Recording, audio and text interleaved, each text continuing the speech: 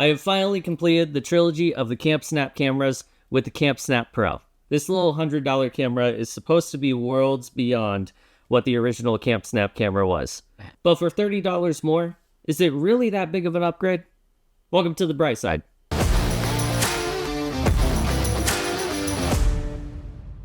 Real quick before we get started, I now have hats available on my website, link in the description below if you want to support and help out the channel. So this is the Camp Snap Pro, Camp Snap's newest camera in the lineup with a 16 megapixel sensor and 4 different filters that you can choose from actively while you're on the go with this little knob on top.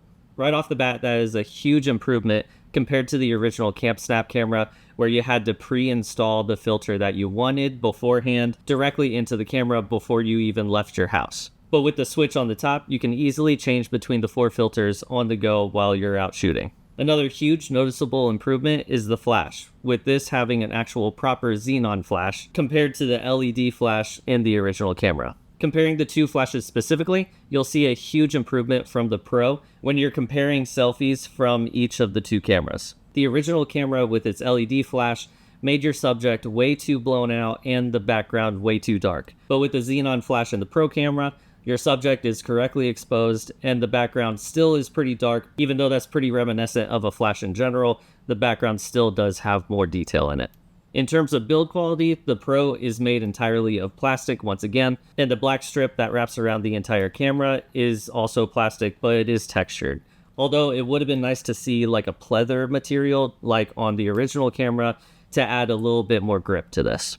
I found that when I took this camera out for a walk in my park, obviously it was freezing out and I had gloves, and the grip on this camera really did not help my gripability of it. The textured black plastic also makes it surprisingly easy to pick up fingerprints and smudges while you're handling the camera. And while you're raising your camera up to take a vertical shot, your nose will more than likely rub on the back, leaving a grease stain that's not so great. Walking around the camera on the front, you'll see your fixed lens that has a 37mm filter thread on it. We also have a 3-way switch that you can use to control the flash. All the way down is no flash. The middle setting is auto, and the top is full flash all the time. At the top of the front of the camera, we have our flash, and next to it is our viewfinder. The viewfinder is a little bit magnified, and I thought I was going to be a little concerned that it was off to the side compared to the original Camp Snap camera being directly above the lens. But looking at the photos later, there wasn't really a noticeable change between the angles of the viewfinder and the lens. On the top of the camera, we have a twisty knob where you can both turn on and off the camera and also select your filters on the fly with nothing special that you have to do. Next to that, we have our shutter button, which feels 10 times better than the original Camp Snap. This one is circular and inside a housing, where on the original, it's an oval shape and your finger tends to want to slide off of the button. It's a simple design change, but it's surprisingly effective. Moving to the back of the camera, at the top is where you look through the viewfinder. In the middle is your little counter for your pictures that you've taken. Next to that is a speaker to notify you when the camera is turned on, turned off, and when you're taking a picture. And at the bottom corner is 4 dots that light up to tell you how much charge the camera has. The original Camp Snap does not have an indicator for the charge, and that did get pretty annoying. Even though I never ran out of charge specifically, it's still nice to know how much battery you have. On the bottom of the camera, you have a little thread port where you can attach this to a tripod.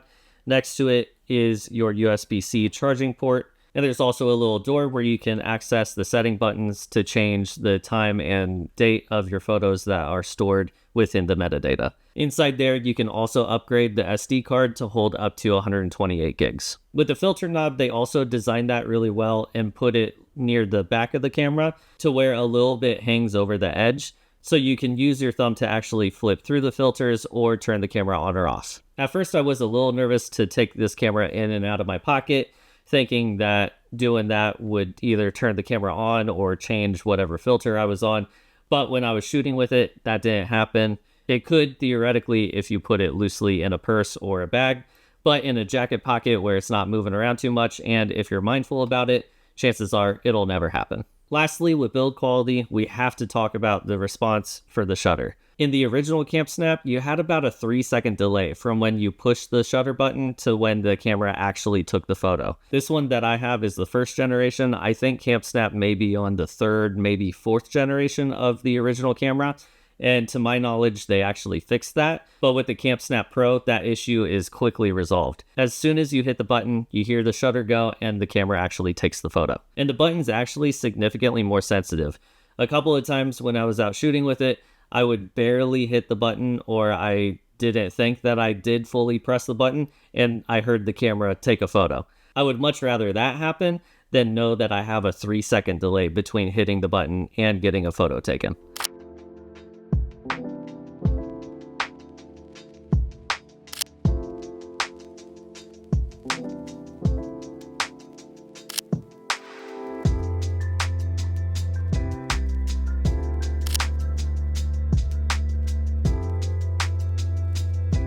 Looking at the photos out of the camera, comparing the different filters, I found myself using the standard most often.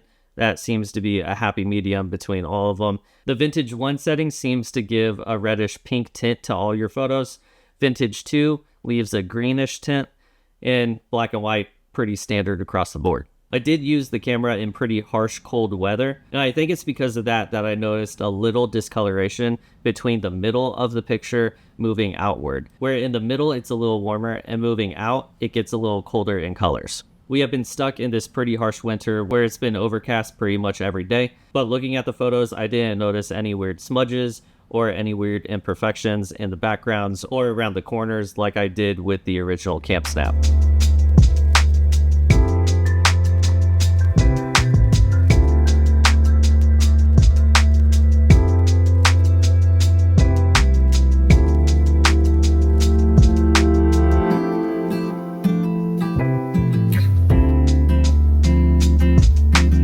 So the question is, with the Pro being $99 and the original CampSnap being around $70, is the Pro a worthy upgrade compared to the original? I'd say absolutely. The quality of the photos are much better with the 16 megapixel sensor, and the ability to change filters on the fly is really nice to have.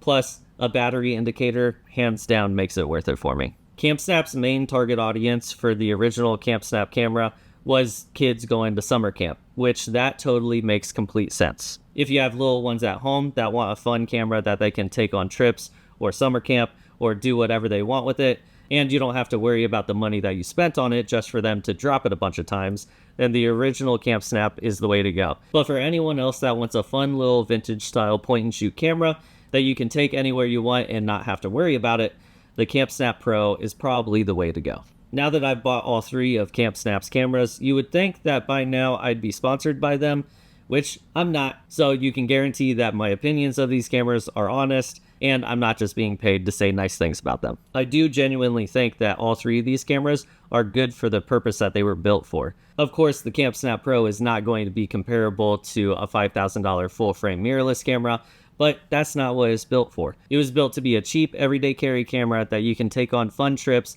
and not have to worry about. I think CampSnap does a great job understanding that, and because of that, they make cameras that are just fun to use and that are extremely affordable. They had a great start with the original CampSnap camera and have tremendously improved with the CampSnap Pro.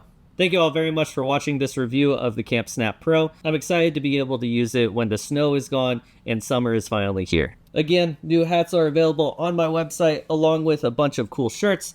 Link is in the description below. Please like and subscribe if you haven't already, because we're well on the road to 1,000 subscribers, so any little bit helps. And let me know in the comments below what your thoughts are on the CampSnap lineup. And until next time, deuces everybody.